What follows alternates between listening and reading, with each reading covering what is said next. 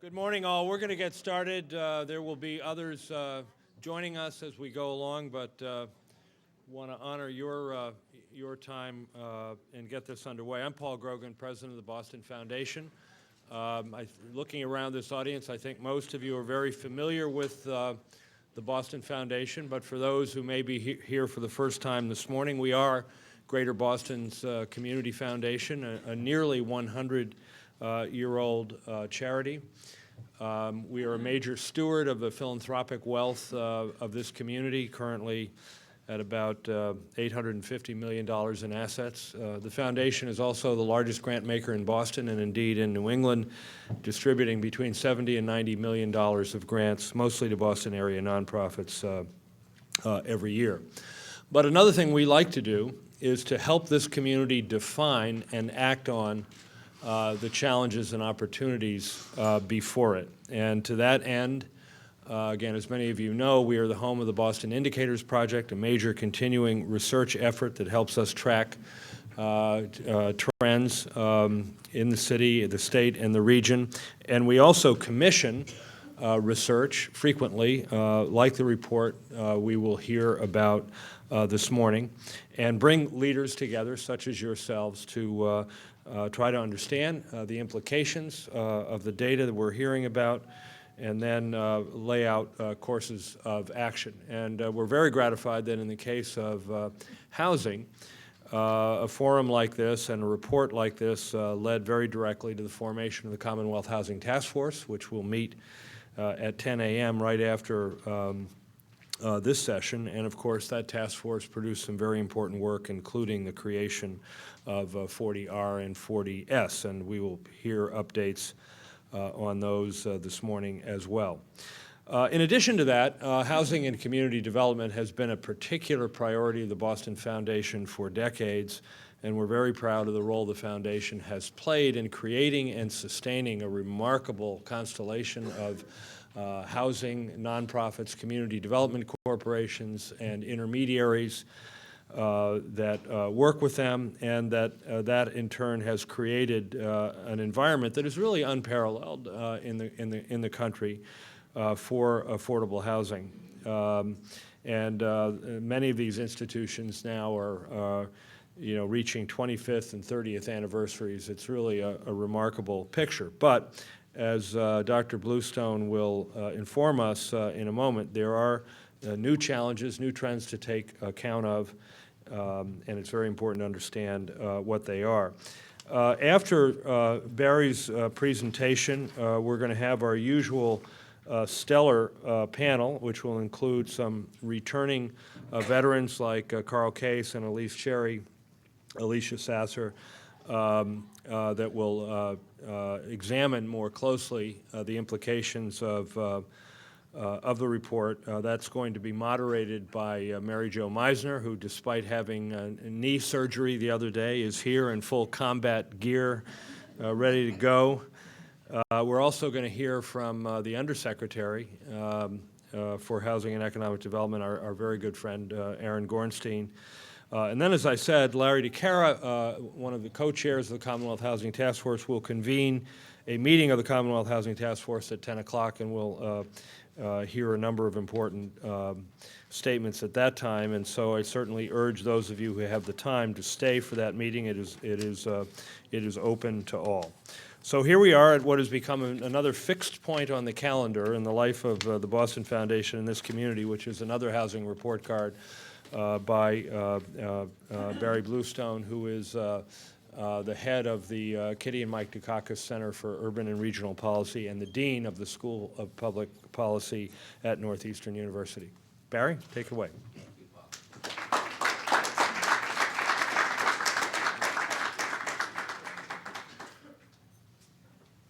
Good morning. It's wonderful to see you all here, particularly after the wonderful conference of the Department of Housing and Community Development yesterday, with 1,000 people discussing housing from all over the state yesterday, with the governor, lieutenant governor, and Secretary Bielecki and Aaron Gornstein. This is a very, very special time for me because this is not just any housing report card. It is the 10th annual housing report card. We've been doing this for 10 years. And I had a chance this time to work with a marvelous team, including Marvin Siflinger, who's here. Actually, an international team. Eleanor White was doing this from Oslo, Norway. And our friends at MAPC, Metropolitan Area Planning Council, working with Tim Reardon, and of course, our dear friends also at the Warren Group. I think I need my clicker, and somebody is going to have to give that to me. Do we have one? I don't see it. Because I can't magically make these things move. Here we go. That was the expectation. Ha, here it is. This is the back. Oh, this will work. I'm sorry. This looked like it was a hearing aid. I wasn't sure.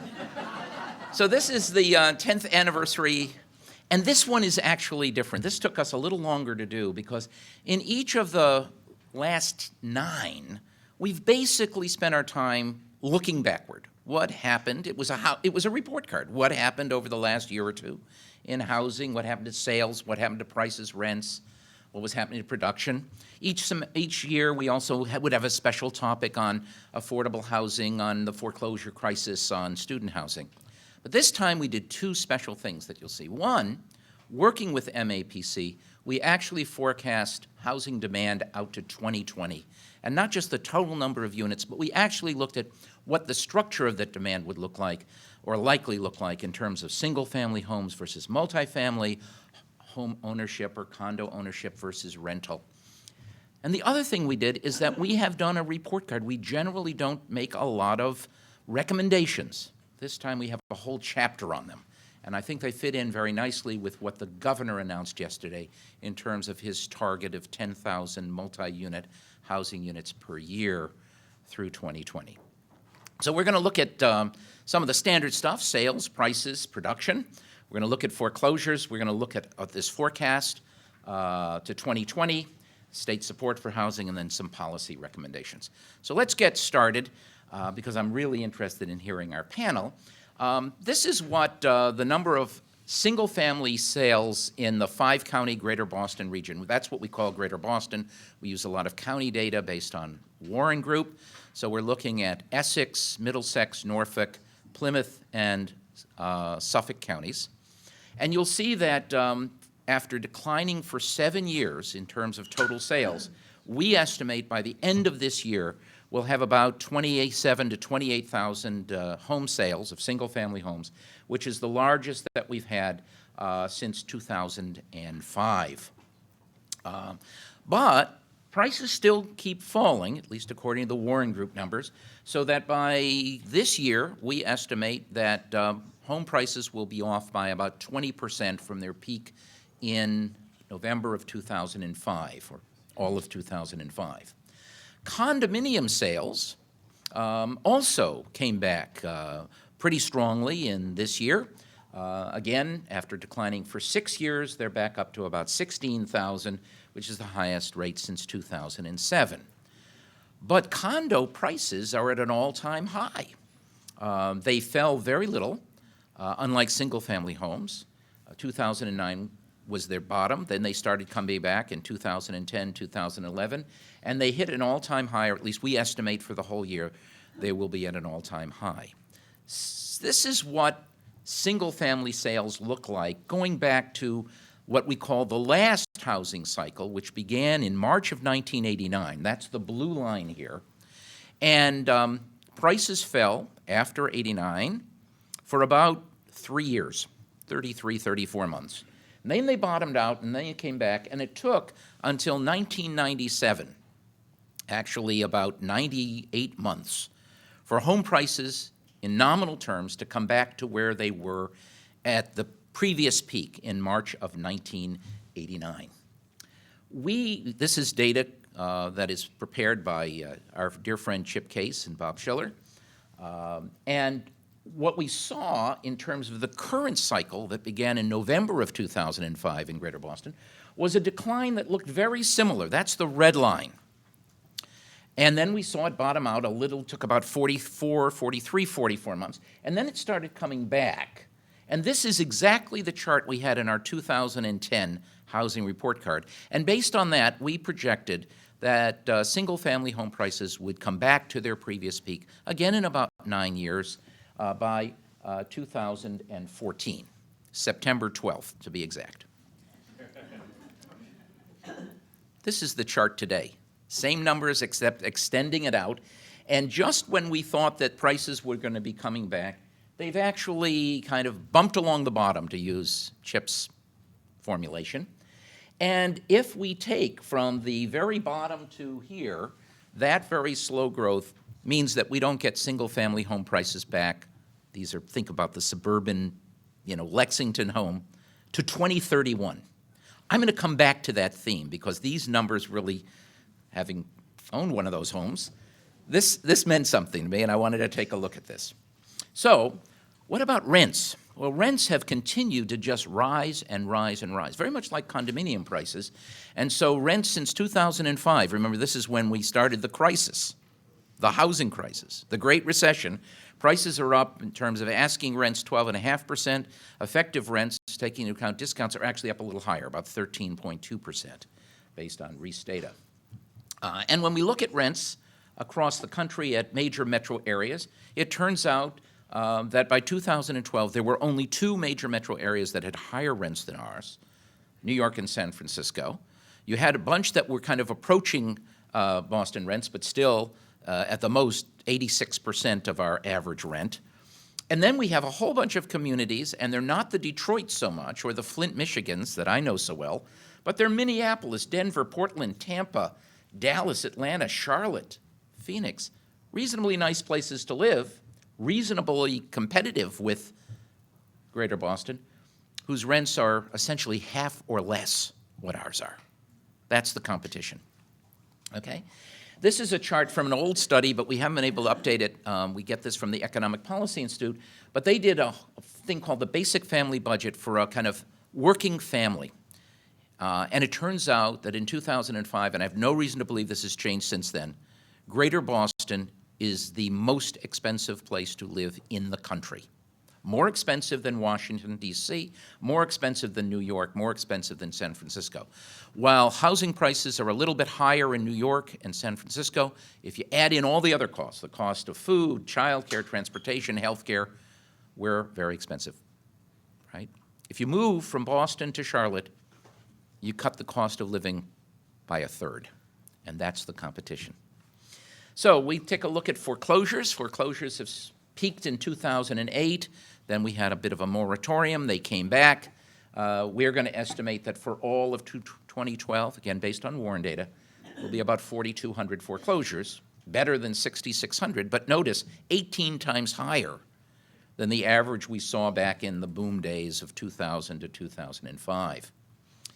We tried to take a look at why home prices are going up and home prices are coming down, rents are going up, and we think there are 3 major reasons for that. One, of course, is that most of the folks who have been foreclosed out of their homes do not end up homeless. They end up renting, putting pressure on the rental market. Second of all, we know there are lots of young households, and I think Chip's going to talk a little bit about this, who are postponing home ownership, either because they can't get credit, they're in heavy debt, maybe college debt, or they're worried about an unstable market and they somehow have imagined that chart I just showed you for the long-run sales prices. And the third, and we focused this, I think, 3 years ago, there's been a massive increase in the graduate student population in Greater Boston. My university, Northeastern, has not added any undergraduates at all in the last decade. We're at 2,800 freshmen every year. We've added 4,000 graduate students, and out of the 4,000, we house 72 of them. The rest are in the rental market, for the most part. That has put added pressure that explains those rents. Okay? Here's just one light chart to give you an idea. The red bars are what happened to prices of homes, single-family homes, 2001 to 2003, 25% increase over that short period of time, then a 15% and then a 15% decline through 2011. And the blue is what happened to rents, going in exactly the opposite direction. Again, this tells us something about what we need to do in the Commonwealth and in Greater Boston in particular to deal with the housing that we have. Back even before we did the housing report cards here with our friends at the Boston Foundation, we were asked by then Bernard Cardinal Law and Paul Guzzi of the Greater Boston Chamber of Commerce, the church and the chamber, came together and asked us if we would do a major study on housing back in 2000. And we came out with a report, what was known as the New Paradigm for Housing in Greater Boston. This, by the way, if you saw the title, is the New Paradigm. And in it, we actually did a forecast of demand. The last one we did was now 12 years ago. And we projected that we would need about 15,600 units of additional housing each year to meet demand in Greater Boston. And back in 2000, we were well below that, and it fell below it. And by about 2005, we were finally getting near our target. We had about 15,000 units of housing, about what we produced. But just as we hit that peak, just as we hit our target, the market collapses. And you'll see that production, in terms of permits, just plummets. You see the red line here, down to about 4,700 units. We project in all of 2012, we've already beginning to see a recovery in some production, but still at about half the rate of what we projected back in 2000. During the collapse of the market, permitting fell off by about 62% here, not as bad as the 90% in Atlanta or the close to 90% in Miami or 87% in Phoenix. But in the recovery, other communities are building faster than we are. We're up about 31% through 2012 in our permitting, whereas other communities are up 50, 60, 70%. Of course, they fell much further than we did. The other thing, and again, this is a precursor to what I'm going to talk about at the end of my talk in a few minutes, is we've seen developers shifting away from single-family production, which was about 2/3 of production earlier last decade, in 2000, 2001, to today about 40% single-family, 60% multi-unit. They actually have foreseen what we see in our projections that I'll show you.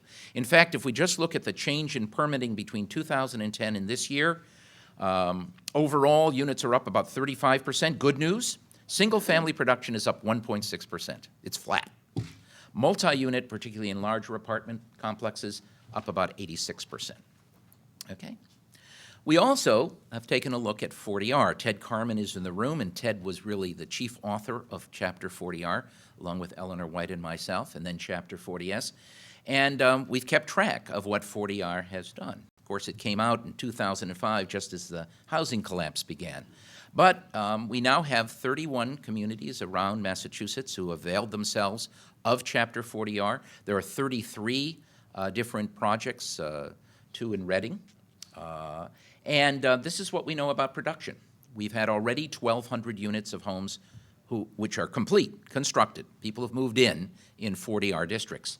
There are another 212 building permits which have been issued, and that construction is underway. We have 520 pending permits for a total of about 1,900 units of housing that should be constructed by the end of 2013, if not before then. Over half of the 33 districts, 52% of them, have already seen construction. So we're seeing at the beginning, as the housing market comes back, that 40R is a tool that is being used. And I was very proud to see yesterday people over and over again talking about the importance of 40R as we move forward to smart growth, denser, multi-unit housing. So now I'll give you an idea of what the housing demand projections look like. We did 2 projections, all based on demographics that we get from the census.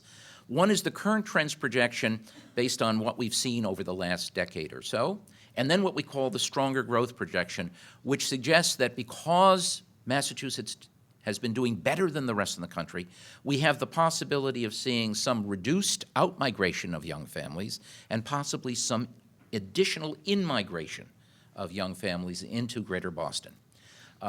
You'll see here in blue this boom in this kind of millennials who are going to be coming of age into the housing market. Here's not much demand, of course, for people who already live here, and these are people who are leaving for Florida or upstairs. We didn't know how to say that. We had a long discussion with the staff of these people deceased, they've bit the bullet, they're out to lunch. They're dead, and they're people, you know, like us one of these days. And this is what happens in terms of, by age of people in single-family housing. Of course, pretty young for those people who are 25 to 34, only about 30% in single family, the rest in apartments or condos. And as we get older, like me, we start looking for that stuff too. This is the home ownership rate, follows that same pattern. So here is our current trends projection, and we project for Greater Boston, the 5 counties, about 120,000 additional households by 2020. That's 2010 projected to 2020. That means we're going to need about 12,000 additional housing units a year. And we think, under current projections, assuming the same preferences, that about 51% will be in single-family homes and about 49%, about an even split in multifamily. When we look about home ownership, including condos versus rentals, it's about 63% home ownership, which is our ownership rate today, versus about 37% rental. Okay? What this suggests is younger people are going to want more rental and condo, and older people who may be downsizing from their large suburban homes but want to age in place, but perhaps in a multi-unit development. We then did the stronger growth scenario, which projects about 19,000 per year of additional housing units in Greater Boston. And here, because this means more younger people coming here, not much change in us older folks, we actually see a larger proportion wanting multifamily if we get the larger growth projections. And we get about the same breakdown, but many more condo than single-family homes. This is just a summary of those numbers. Now, yesterday, the governor announced a target for the whole Commonwealth of producing 10,000 additional units of multi-unit housing per year through 2010. And after his speech, he came up to me and gave me a hug. We've been working together for a long time, and he says, "Did I get the numbers right?" And I said, "These numbers seem to be exactly right given our current trend projection." About 5,700 multi-unit production in Greater Boston. That would leave about 4,300 for the rest of the state to meet his goal. Okay? But what it does mean is that we need to double production under the current trends. We need to double production of housing relative to the last average for the last 5 years. And if we do succeed in attracting even more, we need to triple production. That is a big, that's a big number. We've got to get there, but I think we can. But even these numbers, which are based on current behaviors, we think may not be correct. The total numbers may be right, but the type of housing, because there are a number of things happening that we think might affect these numbers. One is the decline in young household income. Number two, you'll hear from Chip, I believe, is that we've got more single persons and more non-families, households, that are going to be demanding different kinds of housing than we did 10 or 20 years ago. Tremendous increase in college debt, which makes it difficult for young people to get into the home buying market. We think there's going to be an increased desire to live in city and village living, both among young people and folks like me, and a decreased tolerance for commuting. Part of what we see is we've seen a tremendous increase in the cost of housing relative to income, so affordability has been crashing. And that's been particularly true for young people who've seen their real median family income for those under 25 years old, the youngest, dropping by 31%, plus a 66% increase in debt. So that shift means that the future demand for housing may require a greater supply of multi-unit housing and less single-family housing. Younger households may also want to live closer to the city or village centers. We're seeing aging baby boomers who want to age in place. They want to stay in their community. That's where their friends are. That's where their amenities are. But they don't need that 4-bedroom, 3-bathroom home. But they're going to need to live in housing.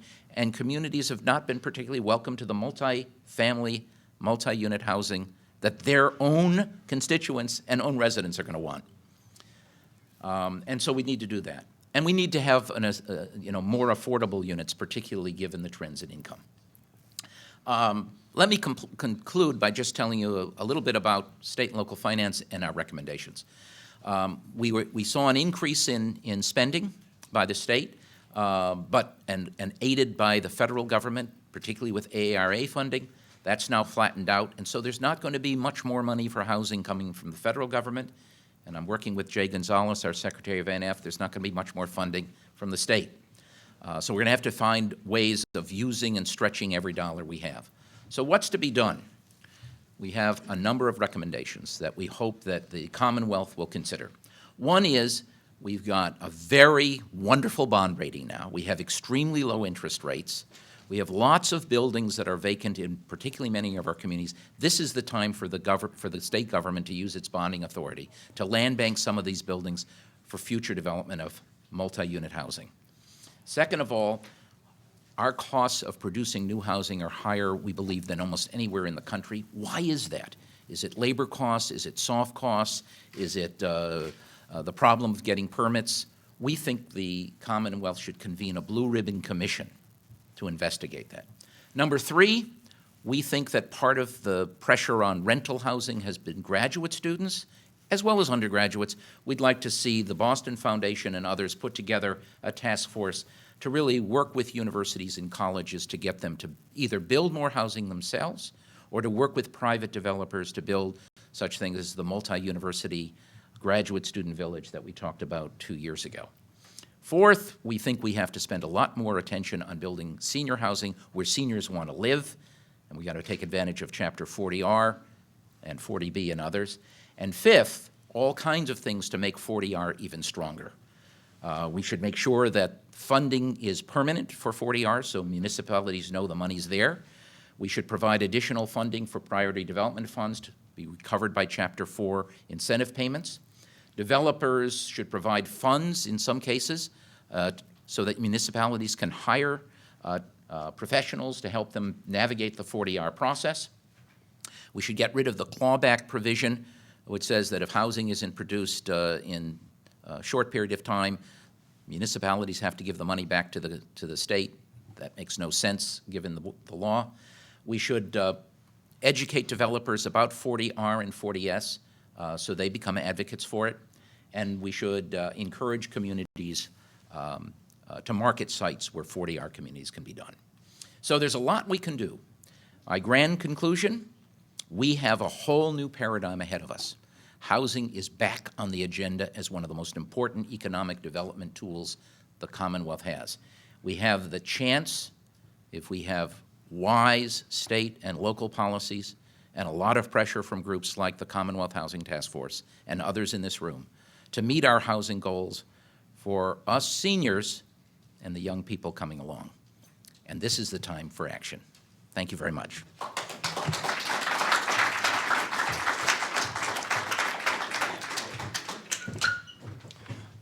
Thank you very much, Barry. We're going to just alter the batting order here a little bit because of Secretary Gornstein's schedule. So we're going to invite him to address us now. Aaron Gornstein is well known to most of us as the longtime executive director of Chapa, Citizens Housing and Planning, the premier housing advocacy organization that he led so ably for more than a decade. Currently, he is the Undersecretary for Housing and Community Development for Governor Patrick, where he oversees the Department of Housing and Community Development, which administers more than $1 billion in state and federal funds for a variety of programs in affordable housing, community development, local and regional planning, energy conservation, public housing, and others. He also serves as the Chief Housing Policy Advisor to the Secretary, Secretary Bielecki, and serves as chairman of the Community Economic Development Assistance Corporation, which provides technical and financial assistance to nonprofit developers of affordable housing. Please welcome Secretary Aaron Gornstein.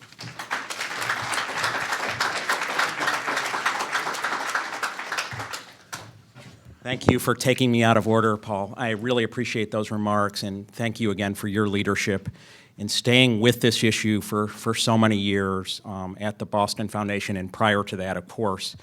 And sponsoring this report now for 10 years and more, it's just fantastic. And Barry, another stellar job, of course.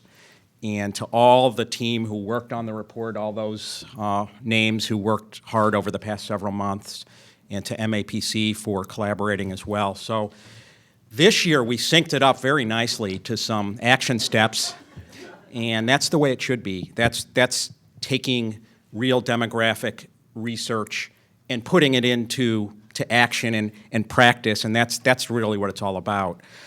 So we were able to work very closely with Barry and his team and those at MAPC to determine given the governor did want to make an ambitious but doable goal on multifamily housing, that we were able to do that. And he announced yesterday, as Barry mentioned, at our statewide conference of 10,000 multifamily homes each year over the next several years, but all the way to 2020. So I'm really pleased with that. It's going to get all the engines revving and going in the same direction. And it's going to help low and moderate income housing, which we desperately need, and it's going to help housing for middle-class families, which we also desperately need in the Commonwealth. So we're looking to encourage and work very closely with our municipal partners to create the zoning that's going to make that work. That's obviously a key challenge. All of you know that. To create the funding and infrastructure incentives that are needed, and so that we're all driving in the same direction. And I think it's ambitious, but it's doable, and even conservative based on Barry's projections, right? Because this is a statewide goal. We need housing in eastern Massachusetts and greater Boston, but we also need multifamily housing all around the state. And so that's what we're going to be driving towards over the next 2 years and beyond. And so thank you, Barry. Thank you to the Commonwealth Housing Task Force for all your efforts in helping us move this forward. There was another announcement on compact neighborhoods, which is another tool to use to encourage cities and towns to zone appropriately for more dense housing near town centers, in the downtown areas, near transit, near where jobs are growing, all the things we want to do around smart growth at 8 units per acre for multifamily, 4 units per acre for single family, 10% affordability within the zoning district. We don't want to see whole zones as age restricted. You could certainly develop age restricted projects within the zone, but we want open occupancy, generally speaking, for younger families, as Barry has pointed out, the need and what the governor really believes is the future of our economic competitiveness, is to keep our young families here. So creating those different kinds of housing, but doing it in a smart growth fashion, I think makes a lot of sense. You all know that and have been working on it for many years. We would give priority access to certain funding sources across state government, not just DHCD, not just at HED through MassWorks, but looking at transportation, environment, all across the agency and all across the agencies. And we held a Governor's Institute back in July where the governor and lieutenant governor were both there, where it's a national organization that came in to sort of convene. I think, Barry, you were there, and many others. And we were talking about how to get all the state agencies together on an ongoing basis. And that's a big challenge, to work together on housing production, but that's something that is going to be followed through on as a result of this announcement, as a result of the Governor's Institute work. I wanted to mention one other announcement that was made at yesterday's conference, and that is around the need for supportive housing for seniors, for low-income families, for people with disabilities and others who need not just a roof over their head, but ongoing services to be able to maintain successful tenancies, to be able to age in place, to work with our provider community to do that. And we are launching a new supportive housing initiative of 1,000 units over the next 3 years. 18 different state agencies will be signing a joint action plan by December 31st to implement this initiative, which the Lieutenant Governor announced yesterday in Worcester. So I'm really excited about that as well. And as you know, we have to work across the income spectrums. We need different types of housing for different populations, and that must include supportive housing as well. So with regard to 40R, and just finishing up and let the panel go on, because that'll be interesting to hear, and I'm sorry I can't stay for that, but first, thank you for your advocacy to get the $4 million in the jobs bill to keep 40R robust, and so that we can continue the incentive payments to the municipalities who are doing the right thing, who want to plan ahead for growth, who want to take control over the situation and encourage more multifamily and affordable housing in 40R districts. So that is great, and we're going to be implementing that. And we also, the Secretary, who could not be here today and apologizes, did do an announcement in Reading last month to showcase a completed 40R project in that town. And we really look to that as a great example. The governor mentioned that yesterday in his remarks. We want to see those projects that have been on the drawing boards, that have been in the pipeline, that hopefully move forward to get more production going, because the zone land is available, as you all know. So just, keep working on encouraging 40Rs to be developed. I agree with many of the recommendations in terms of municipal outreach, technical assistance, planning funds, which have sort of dried up, but we need to be creative and figure out how we can provide that planning assistance. So I look forward to working with you on 40R. I look forward to working with you on the other recommendations in the report. I think they're outstanding recommendations, whether it's for senior housing, looking at the development costs, all those things we need to do. So thanks for pointing those out, and continue your great advocacy.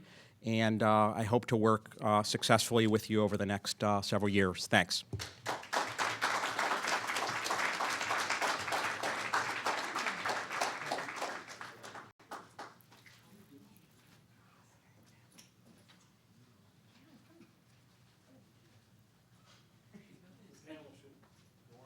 Yeah, come on up. Thanks.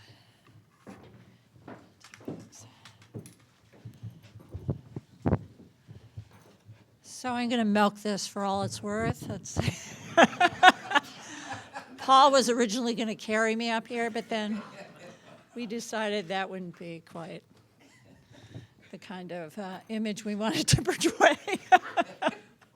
So anyway, boy, what a difference a couple of years make. It's just terrific to have Aaron come up here on the heels of the governor's announcements yesterday and to be able to talk on the needs that we have to build more housing, to get back to a production orientation, to talk about what we have to do to keep young and talented workers here and bring more workers to our community. So 40R is back. The Commonwealth Housing Task Force is very pleased by that. And I'm very pleased to be here because I came back from my surgery just in time to be able to do the housing report card.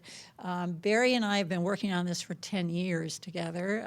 I first commissioned him to do these report cards 10 years ago, and it was because of a terrific idea that Paul Grogan had for us at the Boston Foundation to put these kinds of reports out and to really underscore the needs of housing production and to be looking at the Cardinals report every year from the first time it was done. So it's terrific to be here, and I'm happy to be back, and I'm going to now use this chair. Welcome our panel and get into a conversation about the report card. So we are pleased once again after several years to continue to have some of our stalwart panelists with us. We have three individuals on the panel that have been here probably 5 years altogether. That includes Chip Case, Elyse Cherry, and Alicia Sasser. And then we're so pleased to have Brenda Clement joining us, the new head of Chapa, in Aaron's footsteps. And then we also are pleased to have Marie Wentling with us, who is Director of Product Strategy for the Warren Group. So I'm going to do just a brief introduction of each one of them, and I'm going to move down the row here, starting with Chip, and ask each one of them to really give us their reaction to the report and to bring up, from their perspective, what they think the most salient points are that came out this year, because it is a bit of a different report this year, which we're kind of pleased with. The last couple of years, we've really been talking about doom and gloom and how the market was really in either disastrous free fall or was just not moving at all. So this year is a much more optimistic perspective. So first of all, I'd like to turn to Karl Case, otherwise known as Chip, to those of us who know him well. Chip is Professor of Economics Emeritus at Wellesley College, where he held the Coleman and Hepburn Chair in Economics and taught for 34 years. Professor Case is also founding partner in the real estate research firm of Fitzgerald Case-Shiller Weiss, which we all know created the iconic S&P Case-Shiller Index. And he serves on too many boards to really talk about this morning. So, Chip, I'd like to start with you. I'm feeling very old. feeling very old. Yep, I can't reach for the microphone. But I was just talking to Alicia. How many of you know who Mike Moscow was? He was secretary of undersecretary of PD or assistant secretary for PD&R before he became Fed president in Chicago, I think, and then he's How many people know what PD&R is? policy development and research at HUD. All right. And the first paper I wrote when I went to graduate school was in 1971, and it was a paper that Mike Moscow commissioned to review housing policy in the United States. And the first paper in the book was Taxation and Housing Policy, and the tax treatment of housing. I gave the same exact paper a year ago before the Senate Finance Committee. Nothing changes. That was 40 years ago. It was when Alicia was born. And then the prototype for this, I think, if I'm not mistaken, is the State of the Nation's Housing that the Joint Center puts out every year. In '81, Jim Brown and I wrote that for 2 years, and that was the prototype of this. So I'm feeling like the about to get off of here, old man in the crowd. Never. You're young to us. Yeah. So I'm just going to throw out a couple of points and keep it brief because there's a lot of speakers. First of all, the notion that there's been a regime change, there really has. I mean, first of all, things are turning around. Now, you have to ask what turning around means when you're dealing with a macro index, right? I mean, a macro index, the S&P is a bunch of stocks that go up and a bunch of stocks that go down, and it's really the average. When our index goes up, it means that of all the houses that sell, you go look up when they traded hands last, the price of those units was higher than it would have been in the last period. So our indexes, we have 20 of them, they're all turned up. And when you see 20 indexes with completely different data from New Mexico to New York to California, all doing the same thing and bottoming at the same time, then something general is happening. I don't exactly know what it is yet, but it looks very much like a bottom, and I hope it is, but it's a very complicated bottom compared to others we've had in the past. Just to give you a few numbers. I hate numbers, but I love numbers. I lied. If you look at housing starts is just really a very, very important number. It's a very important number because it's the connection between monetary policy and the real economy. If you look at the last 4 cycles, when we want to slow things down, the Fed contracts, pushes interest rates up. And every time it pushed interest rates up over the last 4 decades, starts have fallen by a lot. And you have to think how big starts is. Starts is $400 or $500 billion of economic activity. If you think of GDP, it's not a huge percentage of GDP, but if you take it away, which is what we did, we drove starts from a peak of 2.25 million per year in January of 06, annualized at 2.25 million a year. And then we cut that industry by 80%. Wow. We wiped out the construction industry, 80% of it. Well, no one could predict a recession in 2007. Remember that? You go back and Mark Zandi, his greatest forecaster I know, no one could predict a recession. And Schiller and I figured out how to do it. You take a macro model, and we did it on 3 macro models, and we published it. You take housing production down 80%, and you leave it there for 4 years, 5 years. That'll do it. And it did it. That sector alone, if there's any doubt in your mind that this was a housing cycle gone mad, from 2000 to 2005, we created $10 trillion of new assets. 10 trillion. 5 trillion of that was new capital we put in place. We still have that. 5 trillion of that was an increase in land value, particularly on the coast. Housing was responsible. It's a new regime now. And it's affecting really everything. If you keep housing starts at, by the way, they first went over, there's only been 1 month in the past 30 years, actually 60 years, there's only been 1 month with housing production at a rate of under 800,000 until 48 months ago.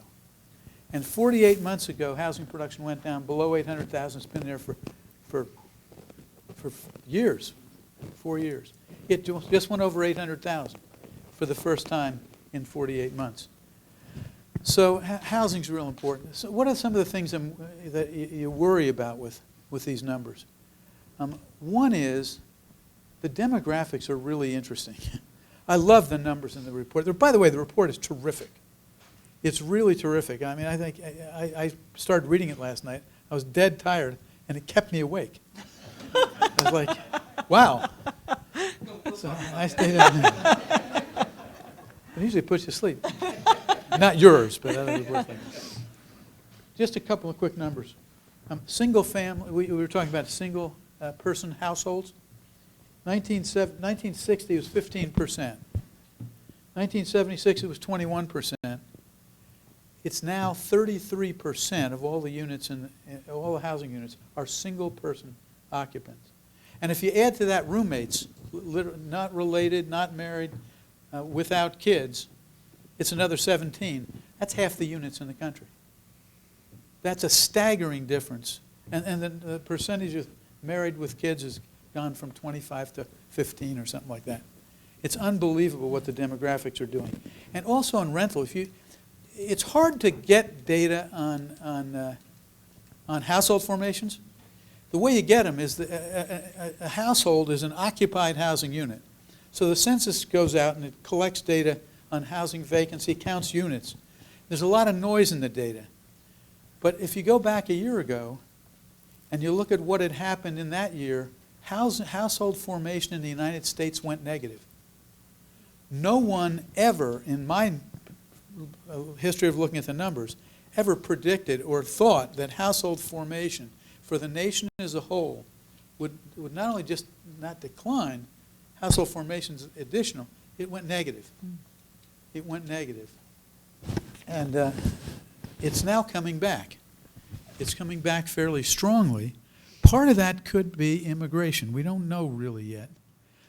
One of the nice things about the politics of all this, I got to finish up, but one of the nice things about the politics of what's happening is immigration's back on the table. And they're talking about immigration reform. No one was talking about immigration reform a year ago, a year and a half ago. All of a sudden, this election has got the Republicans talking about immigration reform. Maybe it takes their mind off other things. But immigration reform is back. And then the disturbing thing from the standpoint of housing is two things. One is tax reform.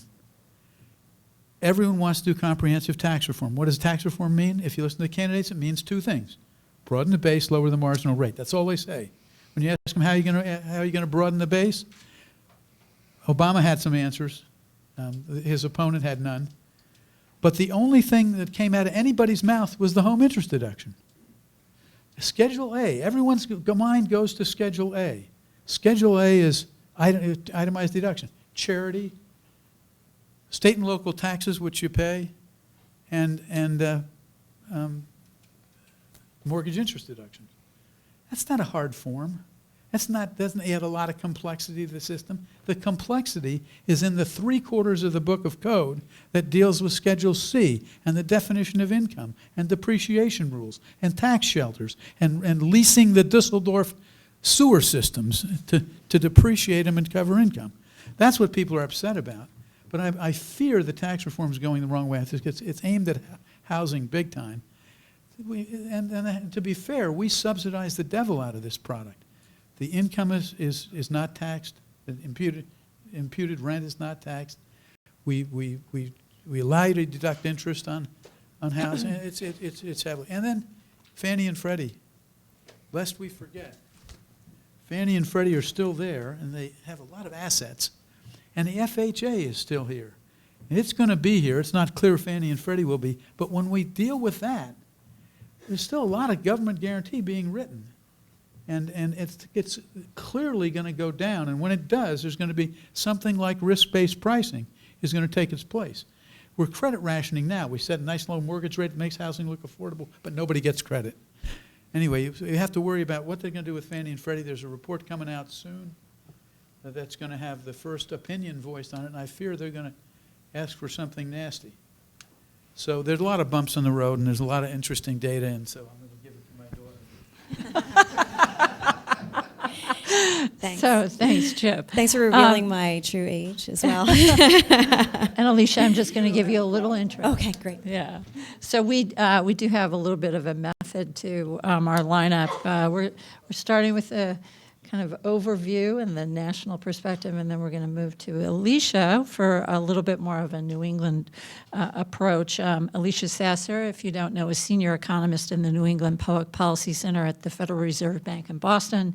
And prior to joining the bank, she worked as an economist in the private sector, and she taught economics at Mount Holyoke College. And Alicia's current research really focuses on labor force, on migration, on housing affordability, and expansions in health insurance coverage. So she's got a lot on her plate, but we always like to have her here to talk about housing. Alicia. Great, thanks. And it's nice to be back again with so many distinguished panelists that I've seen many years over. And first off, I'd like to thank Barry and his team and the Boston Foundation for doing this report card for 10 years in a row. And I have to say, I think when I first sat on this panel, I didn't realize what a service it was to have a constancy in terms of looking at housing year after year and producing a report that really keeps our feet to the fire in terms of thinking about affordability and production, but particularly given the roller coaster we've just been through, really provides a service that we can come back again and again to Barry's work and know that we're getting the real story, and again, that he is keeping us on task and looking forward. So I really appreciate that.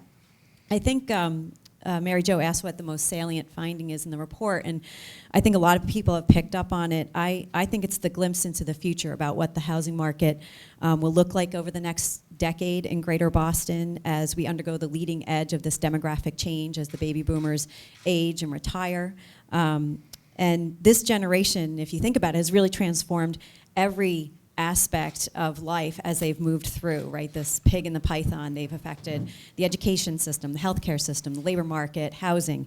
And I think while it's relatively easy to some extent for labor economists to forecast when this generation will retire, it's much more difficult to think about how they will retire and where they will live and how they will carry on the rest of their lives.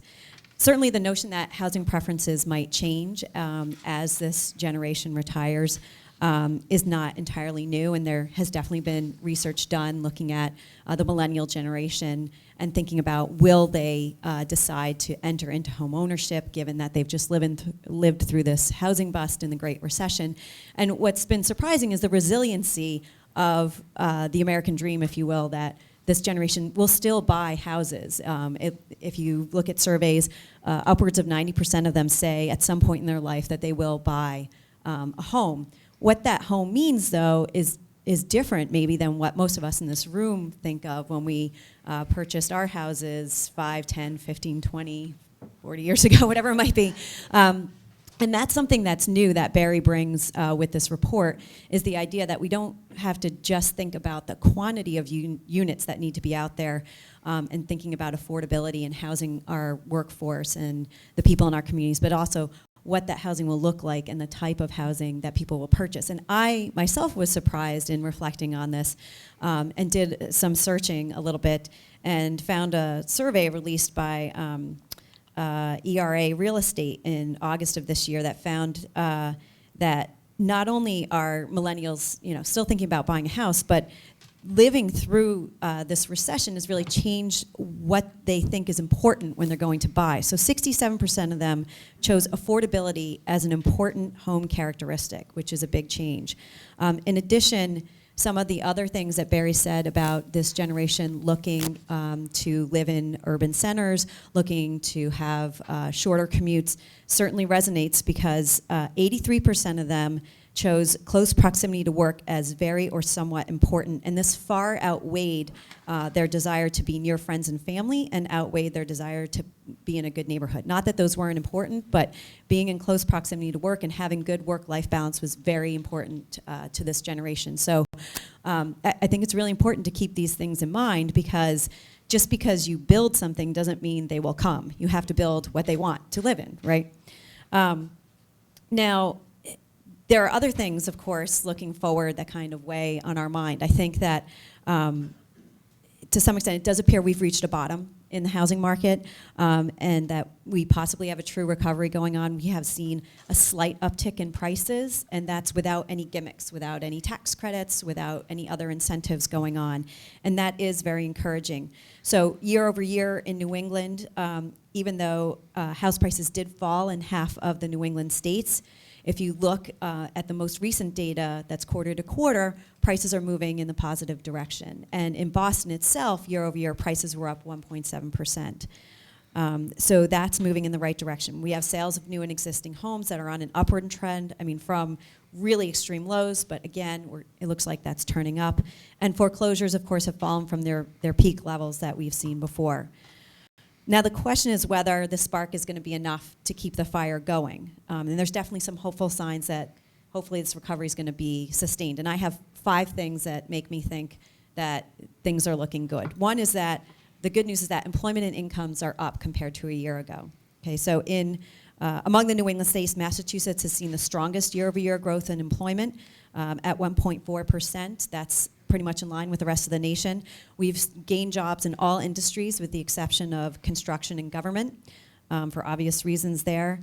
And since this time last year in 2011, unemployment has fallen by 1 percentage point and is now at 6.5% in Massachusetts, far below the national average. All good stuff.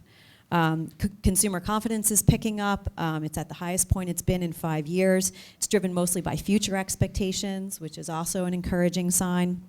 And even if you look at surveys of housing expectations, Fannie Mae did a survey as of October 2012, and people expect home prices to appreciate by 1.7% in the next 12 months. This is compared to a year ago where they were still expecting prices to fall. So again, we've got a little bit of confidence in the market, a little bit of confidence in the economy. The other thing is that even though, as Chip mentioned, we've seen household formation go negative at points during this recession, it is starting to rise. So the Census Bureau last week released data that showed that household formation is increasing for the first time at the fastest pace in 6 years. So some of this pent-up demand, whether you are a boomeranger who moved back in with their parents and you are looking to get out on your own, or perhaps you're someone who had to double up with friends or family during this recession, given that we have a little bit of confidence in the market, prices are going the right direction, people are now getting jobs, wages are slowly rising, that pent-up demand is ready to be unleashed.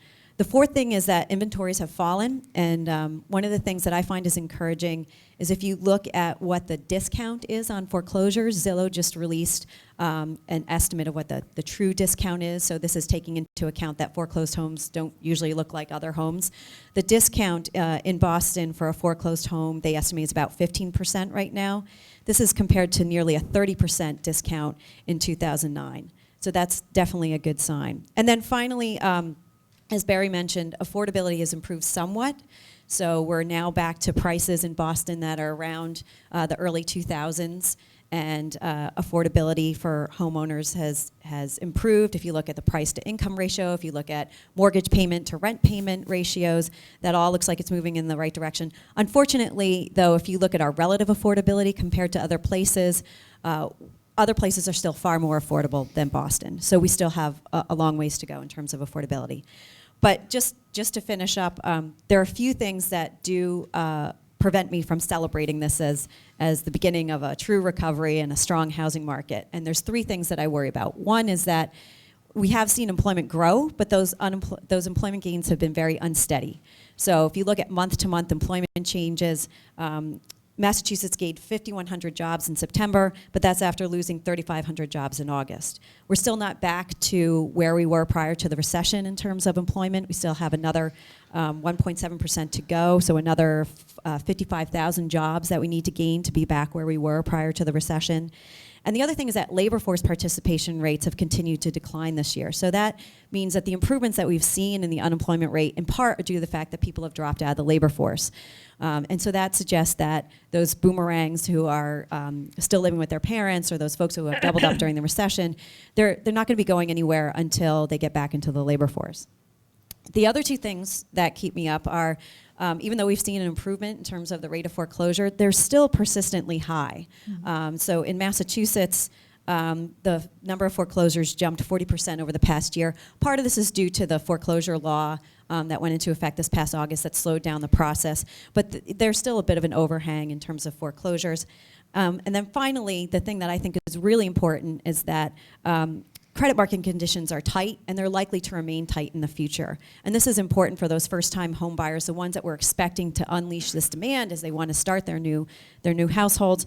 If you look at FHA insured mortgages, 60% of FHA mortgages require a credit score or have a credit score of 680 or better in 2010. That's compared to roughly 30% of such mortgages in 2008. So credit markets have become incredibly tight.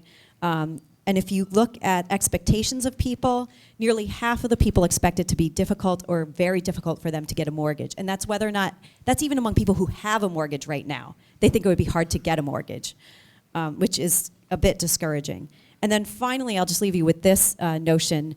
Chip was talking about the home mortgage interest deduction, how that might affect housing. Another piece of this is looking at Dodd-Frank. And how that's going to affect credit market restrictions. So right now, credit markets are tight because lending has been risky in the past, but pretty soon we're going to get some recommendations from the Consumer Financial Protection Bureau defining what a qualifying mortgage is, what a qualifying residential mortgage is, meaning if it's not a qualifying mortgage, then banks or lenders are going to have to hold on to 5% of that mortgage because it's going to be deemed risky. And rumors are floating around about whether or not this qualifying mortgage is going to have to require 20% down. Is it going to have to be a fixed rate mortgage? Is it going to have some debt to income ratios? Whatever it is, whether or not it's going to be that extreme, tight credit market conditions are here, and they're probably here to stay for a while. And so those are some of the things that I think are going to prevent this from taking off and being a truly stimulating recovery. Thank you, Alicia. So now we're going to move to Marie Wentling, who is Director of Product Strategy at the Warren Group, which is, the Warren Group, as you know, is the leader in New England real estate and financial news and information.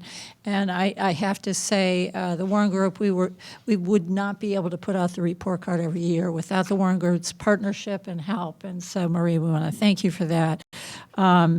The group's publications and databases inform just a whole range of decisions and discussions at the regional and national industry level. And Marie herself is responsible for product development, management, and business strategy development for data solutions at the organization, as well as the Banker and Tradesman and the Commercial Record, the two other publications that you put out. So we are pleased to have you here. We've had Tim in the past, but it's nice to have a fresh face. I'd love to hear from you. Great. I want to say thank you very much for having me, and a special thanks to Tim Warren. He wanted to be here, but he had another speaking engagement this morning, so I joked with him and said I get to put on the bow tie and be Tim Warren for the day. So I'm also very happy to be a part of this panel in particular this year because we finally have some good news to talk about.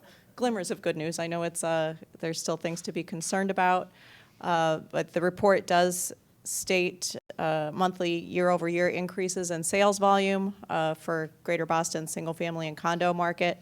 I believe the report was for data through June, and the good news is that through September, the Warren Group still continues to see those trends. And in fact, so far this year to date, sales of single-family homes are up 22% across the state of Massachusetts. The condo market is also doing well. Sales in condos are up 28% across the state. And very interesting when you're looking at multi-unit housing and multi-unit developments, sales of 9+ unit structures in the state are up 44% this year compared to 2011, and I think that really bodes right in line with some of the report findings and some of the recommendations that we see, that somebody's figured this out, that multi-units are the things to be buying and developing, and people are already on track with that. Another thing that's quite interesting, and it is concerning, but I think also could have an opportunity buried in it somewhere, is the fact that we're not seeing the median sales prices come up again and return to their levels as fast. And that most recent slide that showed, was it 2030, for when we would be back at the same levels, is quite concerning. Just to give some relative history, it did in the 1990s, it took 3 years of sales volume increases for the median price to catch up to be past where the previous peak was. So the last time we went through this, it was a couple years of volume kicking up, and then boom, prices came back up again. And as Barry showed you, it's going to be a little bit longer run this time. We did see a slight tick up in 2010, which we might have thought was a good sign, but I think that was more due to the first-time homebuyers tax credit, which did have an impact for a while, but then that went away and we all sort of went back to reality of where we were. What I do see interesting, again, when you look at other types of housing across the state, is that 2 and 3 family dwellings, the median price is up 6 and 15% so far this year compared to last year, so that is good news. If you look at the continued low interest rates and the fact that prices are low, sales volume picking up in some of these larger unit developments, that I think it could be a really good opportunity to take advantage of the low prices, get some development in there while the prices are low, and you can have lower interest rates. We just have to work on the credit market and finding information on that. We do still have to wrestle through the foreclosure situation. We are still seeing increasing numbers in foreclosures across the state. To look at where we are in foreclosures, really the 2008 to 2012 timeframe, and to try to compare it to the earlier part of this century, I struggle with that, because I also look at what was going on with mortgage originations in that time period. Typically across the state, we see around 200 to 300,000 mortgage originations per year. In 2003, we saw 800,000 mortgage originations, and good news in that, only 55 foreclosure deeds, but 55 foreclosure deeds and 800,000 mortgage originations tells me something was going on where people might not have been able to get, they probably shouldn't have got that refi. So those are challenges that I think we still have to work through, because we know all those mortgages are still out there, and we are still seeing some foreclosure activity. So it's good that we have a lot of people in this room who are keeping an eye on that and trying to help people work through those situations. So one thing that in the report that's a little bit outside of the focus of the Warren Group, where we just look at the stats of sales and median prices and foreclosures, I was really struck by the family budget chart in this year's report, and I know you had published it before, but I really dug down and I looked at, okay, so housing cost, the line item for housing cost was 1.6% or so over the cheapest market for housing cost. But we also have a pretty heavy healthcare and tax burden in this state, and I think that if you're going to look at how can a family sustain and choose to want to live in Massachusetts affordably, we also have to sort of wrestle with how does housing and healthcare and the tax burden all come in line, because those are the areas. In some markets, I think we were 3 times higher for tax burden than some other markets, and that really adds up to the bottom line quickly. So that's my biggest point. Great. Thanks very much, Marie. We're now going to move from the data and research and analysis folks into some of the housing finance and housing policy organizations. And with that, I'd like to move to Elyse Cherry, who's a really good friend of the Boston Foundations. We've been a funder of Boston Community Capital, where Elyse is the chief executive officer. If you don't know, Boston Community Capital is a community development financial institutions whose mission is to really build healthy communities where low-income people live and work through responsible lending and investing. And she's also president of Boston Community Venture Fund, which invests in businesses that have the potential to achieve a social return as well as a financial return. So, Elyse, good to have you back. Well, thanks very much.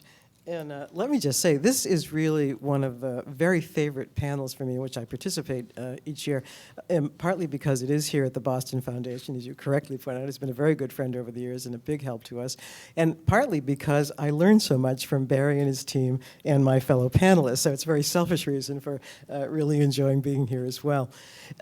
So what I wanted to talk about a little bit today was the impact that we're seeing of the report and the new paradigm on the lower income communities that we tend to serve, both in the greater Boston area and then out in really the gateway cities. And I'm not entirely certain that we've moved along to the new paradigm there. We may still be in the old new paradigm. But there are a very interesting set of things going on with respect to, first, the relationship between household net worth, the need for mobility around jobs, and then the question of home ownership versus rental. Because embedded in this question of multifamily housing really is the rental question, right? Some of that housing will be condominium ownership, but a lot of it will be rental housing. And that's a kind of a good news, bad news story as far as I can tell for the communities that we focus on. The good news piece is it does tend to create a certain mobility within the job market, which in a time of I wouldn't say shrinking jobs, but certainly jobs that perhaps require more mobility than jobs historically have, is a good thing. But the bad news is that, as near as I can tell, home ownership is still the key means to developing household net worth in this country. And so as we move toward multifamily, and to the extent that that is primarily rental for lower income communities, we then move away from this concept of family net worth. And the concern that I have about that, in addition to the present day concern, is that family net worth is really one of the key indicators for success in the next generation. If you have sufficient net worth in your family, you can send your kids to college, they can go off, they can get better jobs and so forth. So I worry about the intergenerational concern here with respect to this. I'm afraid I have more questions than any answers today. So anyway, so that's one question that I have, is really what does this shift to dense housing and multifamily housing mean for family or household net worth? I think as an environmental and in all the other ways, it's an extremely important thing as a financial and economic matter for particularly lower income people. I don't know that we've really teased out the impact. So that's the first thing. A second thing that I focus on, and I think lots of folks know here, we're running a foreclosure relief program. I should tell you, we're up now to plus or minus $45 million and better than 300 households that we've been able to help remain in their homes. But we're also seeing, and this is all in Massachusetts, but we're also seeing some of the impacts that Alicia talked about with respect to the kind of shrinking difference between the value of a foreclosed home and the value of a home going out in the regular market. And what it means is, because we've moved from this roughly 30% number to a 15% differential, is foreclosing lenders are pushing harder on price. That means that it's harder to get those homes back out to lower income people who are, in our case, currently living in them, but it's certainly true for folks who are also trying to buy. So each one of these factors, which in the broadest economic sense are positive for the country, are not necessarily positive for the lower income communities that we try to serve, which is not all that unusual. I mean, the challenge is lower income communities are often the tail to the broader economic dog, and part of our goal over the years, of course, has been to try and bring them more into the dog, if you will. But still, there are these sort of additional impacts. A third question, and it began to come up a little earlier with respect to the Consumer Financial Protection Bureau and this issue of the qualified residential mortgage and the safe harbor for that. However that plays out, whether it means a 20% down payment or something else, I'm also concerned about the impact on that of both first-time homebuyers and low-income homebuyers to participate. And particularly with respect to that, there's a whole industry, if you will, of community-based nonprofit lenders whose loans, I can pretty much guarantee you, have nothing to do with the qualified mortgages. And so the issue about how the CFPB deals with loans that are issued by nonprofits, which are really critical to getting lower-income people into the housing market, is also key here. And then finally, I think, and I certainly want to leave room for our newest panel participant, I think the other thing that I get concerned about is this issue of the home mortgage interest deduction. Now, you might say, why is that really such an issue for an organization that's focused on lower income communities? Well, I tell you, one of the ways I think that subsidy on the housing side for lower income communities is often justified is we're routinely able to say, look, this is simply a subsidy that comes in on the spending side. Everybody else gets their subsidy on the tax side. But when you cut through that, really the entire housing market is subsidized. It doesn't matter if you're a high-income individual, a middle-income individual, or a low-income individual. The only differential here is the source of the subsidy, not the source. The government is still the source of the subsidy, but the form of the subsidy, if you will. Does it come on the spending side or does it come on the tax side? If, in fact, we move to a non-subsidized housing market for both middle-income and upper-income folks, I think that we will see tremendous pressure on lower-income people. I think that the subsidies, if you will, in our society as a whole that have the broadest level of acceptance are subsidies that apply to everyone. So, for example, Social Security. Now, there's a very easy argument to be made that says if you're above a certain income level, you really don't need Social Security and maybe you shouldn't be collecting it. But the truth of it is the universal nature of that subsidy, whether it's that or Medicare or some of the others, makes it much more acceptable and actually offers a veneer of protection to lower income communities because they're not exceptions to the rule, they're simply part of the rule.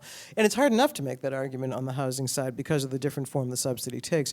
I really worry a lot about the impact on lower income communities if in fact we move to a non-subsidized market, so to speak, for everyone else and a subsidized market for lower income communities. And when you tie that back into the household net worth argument I was making a little earlier, that then becomes even more significant because if, in fact, there's more pressure in that subsidy, if fewer folks are able to get into a home ownership market, not just because of the move to multifamily housing and away from home ownership, but also because of pressure on housing subsidy, then as you look out a generation, that problem becomes exacerbated.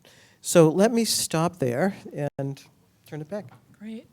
Thanks, Elyse. And last but certainly not least is Brenda Clement, who's the new executive director of Chapa. And Chapa has been a partner with the Boston Foundation in the production of the Housing Report Card since the beginning.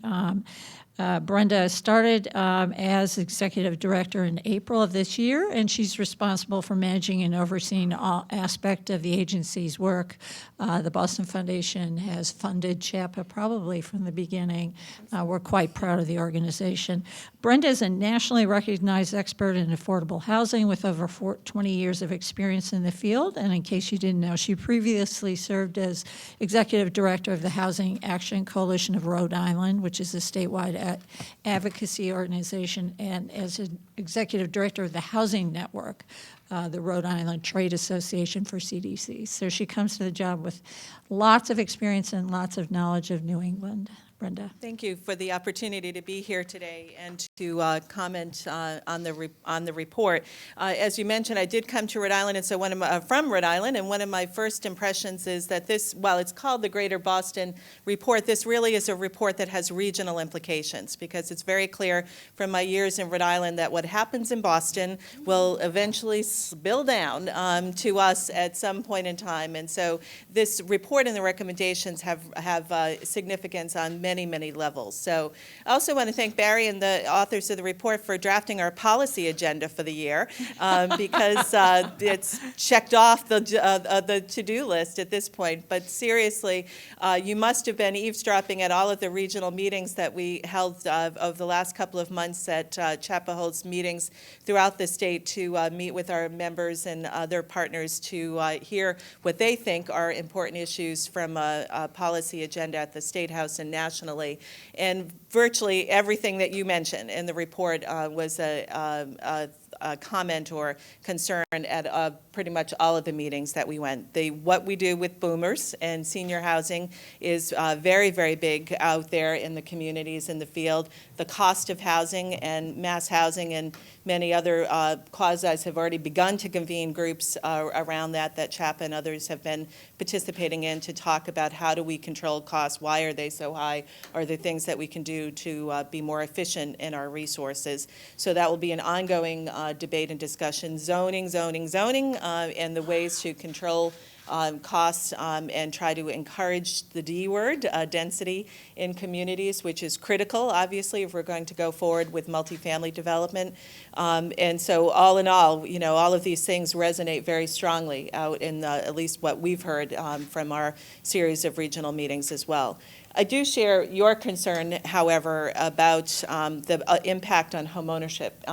One of the clear messages that we did hear out in regional meetings, too, was that they're much more interested interested in homeownership, particularly in smaller communities. They want DHCD and other quasis to put more money into encouraging homeownership. Certainly, foreclosure rates have given us some ability to have some stock out there in communities, and clearly now's the time to try to put those properties back into reuse. Not a lot of support, however, in local communities, or at least, again, from what we heard, for large-scale rental development. And so the clash that this report and the reality in communities is going to bring around density is clearly something we're going to have to continue to address and work towards these next couple of years as well, too. And then I also do want to just reinforce, and again, a little bit of what you said is that, while it's great to finally see a report with optimism and encouraging words after the last dismal several years that we've all seen, recovery is uneven out there in parts of the state. Some parts of the state are doing better than others, and many parts of the states have a long way to go.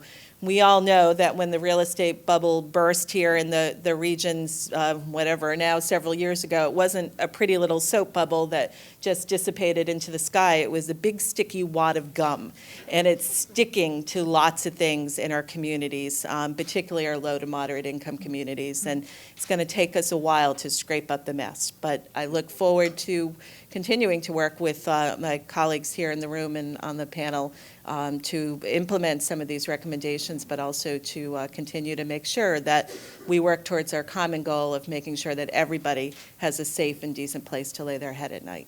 Great. Thank you.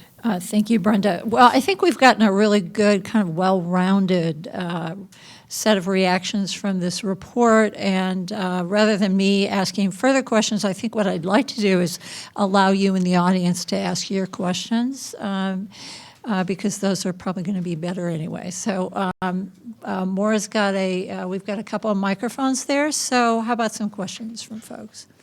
We're going to go back to, is that Dave Valecka? Yep. So, Dave, would you introduce yourself, Sure. please? I'm Dave Valuka. I'm a realtor. I'm here on behalf of the Mass Association of Realtors. I want to go back to Barry's presentation first. When he talked about going till 2031 to reach that peak, and my question is that a realistic goal from a normative standpoint? The peak was part of the bubble that Brenda just talked about, and what is a normal housing market? And, you know, we say we want the prices to go back up, yet we decry the lack of affordable housing. You know, this is a contradiction in terms. And shouldn't we be doing analysis on what a normal market ought to be and work in that direction? Barry, do you want to take that first, and then we'll see if anybody else wants to handle that? The number, first of all, David, the number what we did is we just projected straight line out from what we saw in the Case-Shiller numbers. I would suspect that we'll probably see prices come back faster than 2031. But I do think it is fair to say that given the demographic changes that we've seen and that have been reinforced by the panel, suggests that the type of housing demand in the future is going to be different. We have, of course, the baby boom generation, bought those homes in the suburbs, were encouraged to do that, did it for the schools, did it for all kinds of reasons. And it's not clear that the next generation is going to buy those homes in the same number that baby boomers will leave them, which will keep the supply fairly high and the demand lower than we might have otherwise projected. I think that's good in terms of being able to see prices come back at a slower rate than to escalate again. What the appropriate price is, I'm not quite sure, but we certainly want to reduce the number of families who are paying more than 30%, and in many cases more than 50% of their gross income for housing. And this will make it easier to do that for that kind of housing stock. So in that sense, it's a good thing. That home prices aren't going to continue to fall is also good for those of us who own homes and do not want to see our asset depreciating, if for no other reason than the wealth effect that we talked about at last year's housing report card, that Chip and others have estimated, played such a crucial role in the depth of the Great Recession. Even people who kept their jobs fully employed but saw their asset position fall apart, slowed down their consumption dramatically, and That's what contributed to this recession being so long and so deep. Chip, why don't you go ahead? Quick point.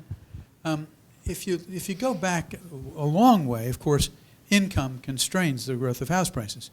And if you go back 100 years, you look at it, house prices have gone up about 2.1, 2.2% real over 100 years. And if you change that a little bit, it gets you way off the track.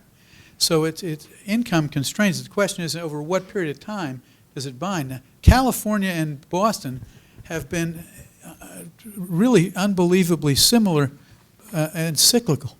And if you take house price to income ratios, that is the ratio of a constant quality house, this is looking at the same, that's what we do with the Case-Shiller Index, the ratio of a constant quality house in an area over per capita income, or any other measure of income, it goes up and it comes back down to the same. It starts at 4. It goes up in California in the first round to 11, and in the second round to 16. 16 times per capita income. And it's all the way back down to where it was. Boston, it doesn't go that high. It starts at 4.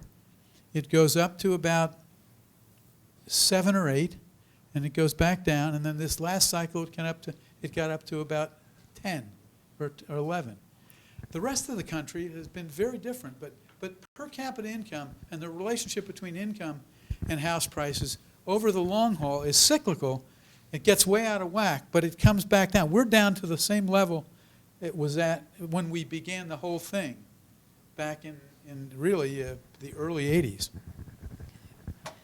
Great. I think we had a question over here. Yeah, and I had my question is very similar to the question about what's a normal housing market. And I was at this point thinking of rental housing and what's the correlation between what percentage people are paying for their household, what percentage of household income goes into rental now? Is that continuing to rise in relationship to income? So that's what I was curious about, very specific.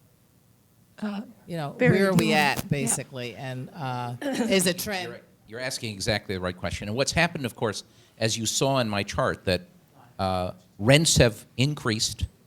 And if you break down households in Greater Boston between those who are homeowners and those who are renters, homeowners' incomes have fallen just slightly over the last 5 years, but renter incomes have fallen much further. And so the gap between income of renters and rents has increased dramatically, as Chip was saying. This is particularly for renters. And so the percentage of the population paying more than 30% of their gross income for rent has soared over the last 5 years, precisely at the time we have the Great Recession. The percentage paying more than 50% of their gross income in rent has grown dramatically as well. And that has to do with what's underlying all of this, which is the growing inequality, which has not ceased within the whole country and within Massachusetts and within Greater Boston. 87% of all the growth in income since 2007 has gone to the richest 10% of all families in America. 13% has gone to the other 90%, and that shows up in these rent-to-income ratios. I think the other thing that's important to point out is that the other thing is for renters who are more often lower income households, first of all, they get hit harder in the recession. So many of those folks, more of those folks have lost jobs than homeowners have because of the industries that they work in. The other thing to remember too, and this is something that came out when our group at the Fed did a study of affordability back in 2006, is that everything trickles down. So when housing becomes unaffordable for those at the top or in the middle, they crowd down into the bottom portions of the market and they drive prices up there. And so that's what you've seen with rents. We saw it when housing was overpriced and very unaffordable in 2005, 2006. You saw young families who would normally buy a starter home who couldn't afford that, bidding up prices in terms of rent and squeezing out low-income folks who would normally live in that housing. And the same thing has been happening now as you've seen households doubling up or delaying purchase of a home. They've been bidding up prices and rent. So I feel like low and moderate income families who are more likely to be renters have kind of had a double whammy. Their incomes don't go up as much, they suffer a higher rate of unemployment, and their housing gets bid up as other folks get crowded out of different parts of the housing market as well. Yep. Just give you a couple numbers. I didn't have them at the tip of my tongue, but we do have them in the report. And we do this from census data. So for 2000, in the year 2000, 39.2% of renters in Greater Boston, 39.2%, were paying more than 30% of their gross income in rent. 10 years later, that number was 50.1%. So more than half are paying at more than 30% in rent. Elyse. Yeah, I think what this conversation really points up very clearly is the relationship between housing costs and then the overall economy, and particularly household net worth and household income. And so as we move toward thinking about both changes toward multifamily structures more so than single-family structures, and also changes in the tax code, it seems to me that that conversation has got to get embedded in a larger conversation, which is really about other ways for households to develop net worth, right? So that right now, home ownership, I mean, buying a home, putting a mortgage on a home is the single most significant financial transaction that almost every family in America engages in the context of that sort of family's life. If that's going to continue with these changes, we're going to have a whole bunch of unintended consequences. And so one thing I think to think about is, are there some other changes that ought to be put into place, either with respect to the rest of the tax code, or with respect to 401k, or with respect to Social Security, or other forms of beginning to develop family net worth that can begin to offset some of this, so that housing, that people are looking at housing more from the perspective of shelter and less from the perspective of multi-generational family net worth. Okay. Can I throw out one? Sure, Chip. Just one number. This is staggering. We added between 2005 and 2012, 7 years, we added about 6 million households. The number of owner-occupied households was 75.8 million. 75.8 million owner-occupied households in 2005. Today, the number is exactly the same. Wow. We haven't added, we've added a lot of units. We've built a lot of units. They're all, literally, if you go back, the number of owner-occupied units has not changed between 2005 and 2012. You have to think about that, but it's a staggering number. Right. One more Real quick, Maureen. comment. I was just going to remind us all, not that we need to be reminded, that we see the visual impact of the already dysfunctional rental market and the number of hundreds and hundreds of people in homeless shelters in our state, and the millions of dollars that we spend on not only shelters but hotel motels as well too. And so as we work towards trying to move from a shelter-based system to a housing-based system, the problem remains that we still just don't have adequate housing stock to move many individuals to as well too. And so it's it impacts daily on people in our community, and forces us, because we need to keep at least a roof over these folks' heads, to spend millions and millions of dollars that we could be spending on production and home ownership and other things, if we can increase the production levels to the extent that we need. That's right. I mean, all of these impacts impact the ability. Is there one other burning question we have? I think we've already had one from you, ma'am. So, no. I just want to make sure we spread it around. Do we have anything else? I'm not. Am I seeing somebody? Okay. Well, real quick. Yeah, because we've got another whole segment we're going to move to. The concerns I have in terms of housing recovery and a strong market demand has to do with the changes around the demographic changes around the racial ethnic diversity, and that has to do with both family size and income. So I would like to know whether the trends have been in terms of within the area between housing recovery and the demographics around race ethnicity. And one of the things I think we're going to be touching on in the next segment is some work that the Commonwealth Housing Task Force has been doing in that regard. So real quick, Barry. This was actually work that we reported on last year, because we looked at home ownership. We had a whole chapter in the 2011 report. And what we had seen, particularly because of new lending practices early in the last decade, was a significant increase for the first time in homeownership rates among African Americans in Greater Boston and Massachusetts. And then following the collapse in 2005, particularly because of all the foreclosures, that rate came down rather sharply as well, much more so than for whites. So there was a chance for homeownership to increase, as Elyse was saying, and then that was undercut by the foreclosure crisis, which has reduced that homeownership rate. The homeownership rate for everyone has come down, but it's come down more sharply for African Americans and Hispanics.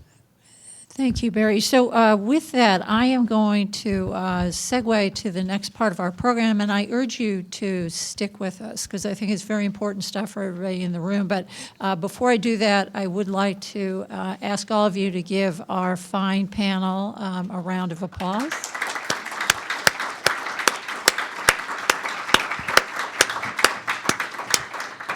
And then with that, what I'd like to do is ask Larry DeCara, who's co-chair of the Commonwealth Housing Task Force, to come up.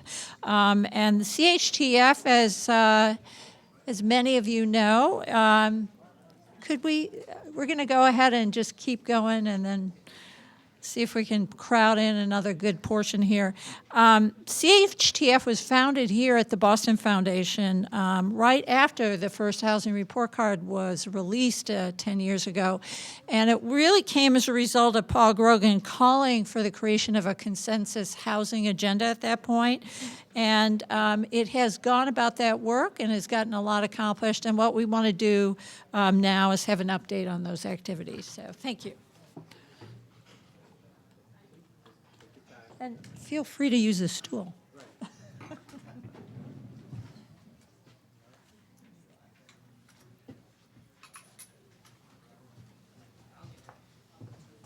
Good morning. We have three panelists whose names are listed, Doug and Sarah and Chuck, and I'd like them to come on up here so we can get going. We're really tight on time. I always appreciate these opportunities to be in the room with folks who in Dorchester we would classify as wicked smart. And as some of the other panelists suggested, I learn something whenever I attend a public session such as this. Chip Case mentioned 1971. I was elected the first time in 1971, so I feel even older than you do. But interestingly enough, I was thinking of McGeorge Bundy, and Grogan's shaking his head saying, how can DeCara bring McGeorge Bundy into housing discussion? McGeorge Bundy could not get elected to the city council in 1941, but he had a glorious career, at least until he started messing in foreign policy. And when he was the dean of Harvard, legend has it that he would pick up the New York Times, find what was on the front page, and lecture, because he had that much in his head. And of course, in the current era, we all know what's in the paper before it arrives on the doorstep, that is, if it still arrives on the doorstep. But I buy them every day. And today I actually read the paper and I saw the governor's statement about housing. It was a hallelujah moment. And were I McGeorge Bundy, I would just pick this up and give a lecture about it, but we've already heard the lecture, so it's not necessary. Housing has not been on the front burner. We know that. Sadly, our efforts as a task force have almost coincided with the housing recession, which has made our challenge more difficult. It certainly was not a topic of discussion in the presidential election. I was suggesting to a friend outside that if someone asked, even most of the people in this room, what is Obama's housing policy, what is Romney's housing policy, it would be a very brief conversation. Other than foreclosures, there's not been much discussion at all. And it's been lonely out there. And even before I was married to a psychologist, I knew that being lonely is very difficult. And it was lonely up there fighting for that $4 million. It wasn't very easy. And it's been lonely out there talking about housing policy at all. And it's lonely out there being a lawyer trying to build housing. Since I've been in the middle of the culture wars in Jamaica Plain on building housing, just the kind of housing we're talking about, 4 to 5 story, multifamily, on a subway line with a bus stop, you would think we were constructing a nuclear waste facility. And we sometimes wonder why it's so difficult to get housing constructed. To some extent, it's because of the dynamics of our population. So our mission at the Housing Task Force, Commonwealth Housing Task Force, is really very simple, and that is to make it easier for all of these good things to happen. And that's why we spent all that time working on 40R and 40S, and why we continue to serve as an advocate. And the three folks who are with me today, Doug and Sarah and Chuck, will each very briefly explain what they've been doing, how this relates to our work. And Doug, we're going to start with you because you actually have built housing in a gateway city. True. Can you hear me okay? And is there a clicker? I don't know more if I have a couple slides. There we go. Okay, there we go. You've got my crude map up here. So my name is Doug Arsham. I'm Director of Development at Forest City in the Boston office. What I'm here to do today is to be the 40R cheerleader. I mean that when I say that. Well, you know, as a developer, something that we look at is transparency in cost, transparency in time, how long it takes to develop, and of course, you know, transparency in city and local governments and what your interactions are like and what you can learn to expect from them. I still don't understand why more cities and towns haven't adopted a 40R district. As Barry Bluestone had said, there's 1,200 units that have been completed. A quarter of those were in the project that we did in Haverhill, and we finished that in '09. So you know, 40R gets a bad rep with developers because there's no real subsidy. They say, well, there's no tax credit. There's nothing you can physically sort of put under the tree. But I take, you know, I wouldn't say I take offense to that, but I argue that the subsidy there is transparency. And as a developer, as I said, number one, the most important thing that this did for us in the city of Haverhill, the building itself is an existing building. We took a 350,000 square foot mill building in the center of downtown Haverhill. And you can see here, oh, there we go. I wasn't speaking close enough to the mic. One of the blue there is Hamel Mill Lofts, the project we developed. Is a 350,000 square foot mill building. And you see the MBTA station, Restaurant Row, and 3 interchanges to 495 are all well within striking range of the project. 40R, what it ends up doing for developers is it leverages existing infrastructure, not just the roads and not just the sewage and not just you know, water and those utilities that you need, but it leverages what we've already built. In these gateway cities, we've got these wonderful buildings in these close town centers that were designed for manufacturing, and then they went blank. There was nothing going on, and when 40R came, for us, we found an opportunity as a for-profit developer to locate our business in communities that needed it, these gateway cities, and build a building that we could be proud of, that our investors expected us to build, but also do something that we felt was civically minded and do well by doing good, which is one of our corporate philosophies. So the planning entitlement transparency obviously was the first thing. With historic properties, as many of you know, they can be very difficult to build. You take down a wall and you find out that there are 6 55-gallon drums filled with something black. You don't know what it is. You don't want to know what it is. And unfortunately, that's the nature of developing these mills. So what 40R ended up doing was it took a big piece of what we normally consider risk, which would be the entitlement process and the interaction with our local government, and it put that to the side because 40R enabled us to have basically what amounted to be a special permit meeting.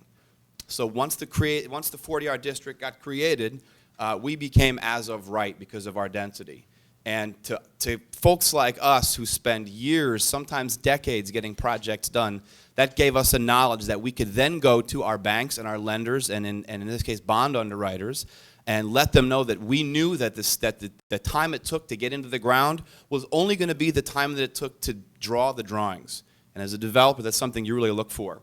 I'm going to be brief. I know we've got a couple of the great panelists, but one thing that 40R did for us when the city created the district is it showed support for development. When the mayor took the initiative to ask city council and then the city itself went to the state to get the district created, it showed us that the city was serious about developing and redeveloping those buildings that they already had. And to us, that didn't just mean they'd be supportive of our buildings, but they'd be supportive of other buildings, because we couldn't push the boulder up the mountain ourselves. We had to have other developers that felt like this was a program they could be a part of. But one of the, again, with the transparency, the other major thing that it did was it removed roadblocks. Developers have roadblocks in front of them at all times, which is why Massachusetts and Boston in particular can be a nice place to develop, because there are roadblocks for lots of folks, and if you can get over them, you can create value. But in a city like Haverhill, roadblocks, folks that see roadblocks, they might go to another city. So by taking those roadblocks out of the path to being successful and creating value, you enable developers to really become successful, and then that begets more housing, it begets more jobs, and then you have what we have in Haverhill with an active downtown, an active restaurant row. You've got the river, you have the MBTA into the city that recreates a city that was once designed for manufacturing into a new sort of city that supports what we call that village living that people are looking for these days. So I have a lot more to talk about. I could talk about 40R forever, but I'm going to pass it along. The important thing also, Doug, is that in Haverhill you have a mayor in Jim Fiorentini who gets it. Absolutely. Happens to be a hometown boy who is contemporary of mine, is not running for anything else, been there a long time, and will take a political hit if necessary to make it happen. Absolutely correct. And that's different from some other communities where, you know, folks get all very upset about things and they get scared of density and all the rest of these horrible things. And we see it as these are barriers to entry. In that case, he knew that but for 40R, that might not have happened, and that's a big, big advantage for the city of Haverhill. Yeah, I would say without a doubt, I can say this with 100% certainty, without 40R, we would not have done this deal. This was an $80 million investment in the city of Haverhill. We would not have done this deal without 40R. It didn't incentivize us financially and monetarily, but it gave us the transparency to do the deal. Gave you the certainty. And the certainty to get it done, yes. So I'm going to pass the mic. So. Sarah, you're next on the agenda. Good morning. I'm Sarah Lamity, and I'm co-chair with Jackie Cooper, who unfortunately had to leave. She had another engagement. Co-chair of the Expanding Opportunities Committee. It's the mission of our committee is to support the efforts in local communities around Greater Boston and the state of people who are trying to make efforts to make their communities more welcoming, more inclusive, particularly of people of color, low-income people, and people with disabilities. And that really resonates today with all that I've been hearing this morning. We've been focusing, you may know of our efforts in previous years where we've had forums bringing together people from various communities to talk about successes they've had, strategies they use to help in what can be an uphill battle, as we all know, to make local communities more welcoming.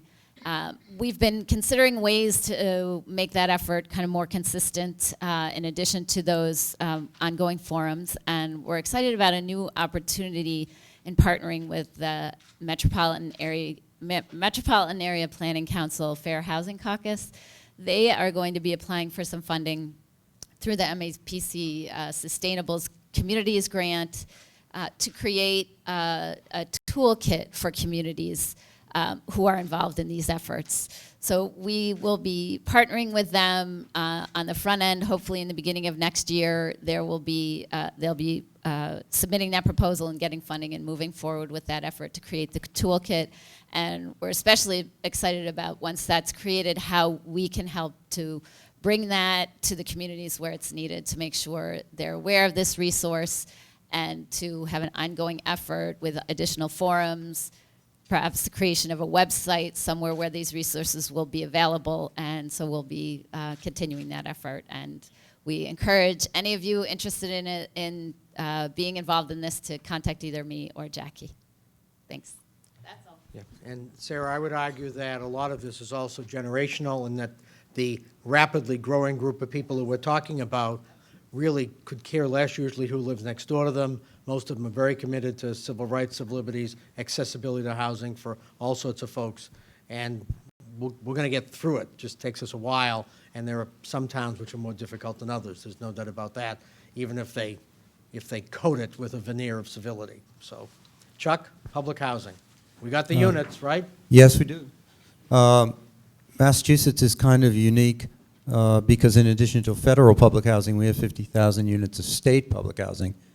Public housing has, for unfortunate reasons, become a fairly prominent topic in the past year in Massachusetts. It seems to be a staple, a way that young Globe reporters now make their careers. The Public Housing Committee in the past year has expanded its membership to 40 people.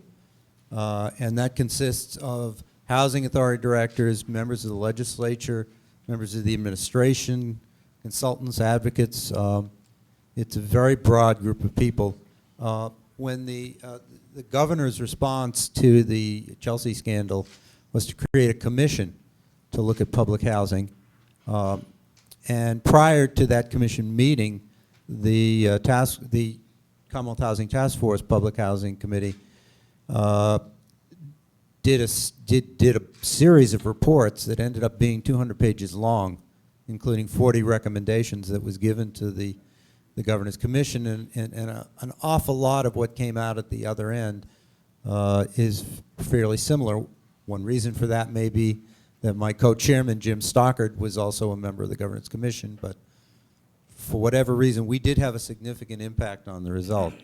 From that commission report, there are now a series of subcommittees of the commission that are working on in three different areas. One is on the regionalization issue.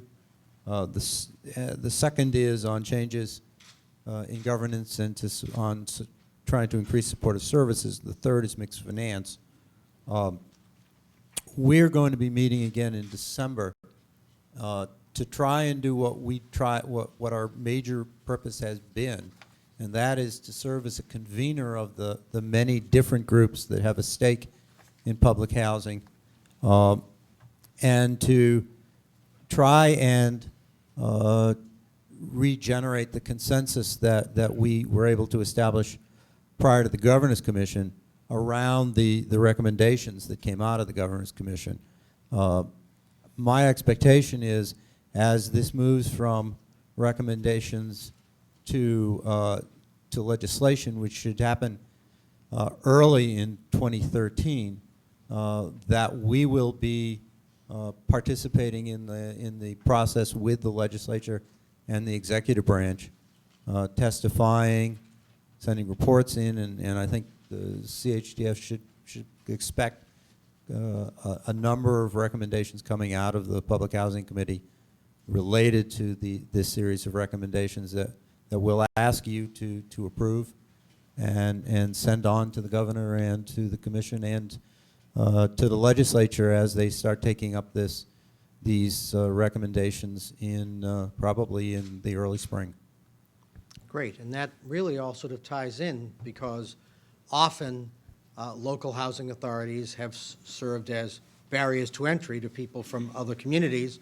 I'm not so sure there's any more reason to have housing authorities in every Middlesex village and town than there are to have individual ambulance services in all 350 cities and towns. It's a question of efficiency. If the goal is to deliver housing for people who need it, you don't need a lot of bureaucracy to do it. And I would argue you can look at Springfield or other places, even before Chelsea was in the front pages, that local housing authorities have been rotten boroughs for the better part of 50 years. So fight fiercely. Go for it. We have about 220, 230 housing authorities. I always forget the number. It's over 200. Mark, you probably. Thank you. 243 housing authorities. And there may well not be that many housing authorities in the rest of the country. It's kind of a unique situation. No, I'm serious. No, what's the old line? A crisis is a horrible thing to waste. I mean, yes. Take advantage of the crisis. Fix the problem. The recommendation that came out of the commission was to take every housing authority which has less than 150 units and to regionalize that section. They're also going to look at, in terms of management in other areas, and make management kind of a unified statewide body in a quasi, and then have some regional people, it would, there is objection to this, particularly amongst the executive directors of the smallest housing Sure. authorities. Where you stand depends from where you sit, right? Yeah, but I think, I think this is going to move along, and we're going to try and help it, and Good. help the process. Push the ball. Paul, it's 10:28. Well, thanks to all you stalwarts who have hung in for the duration here, but Larry's quite right. Housing has been little discussed nationally and even locally, but to me, that underscores the value of our stubborn insistence that we return again and again to this critical subject. And I hope all of you feel strongly confirmed that we are having very significant influence, whether it's what Chuck described in public housing or the governor's simultaneous announcement of his new program. He didn't even wait until the official issuance of our report before acting on some of its major recommendations. So this is work worth doing. And it also illustrates the power of data and independent civic and community engagement. And that's what we believe in here at the Boston Foundation, and you help us do that by being part of the Commonwealth Housing Task Force, by coming to these forums, by supporting the Civic Leadership Fund. We're very, very grateful. I want to thank Barry Bluestone again, all of our terrific panelists. Let's give them one more round of applause, and have a good day.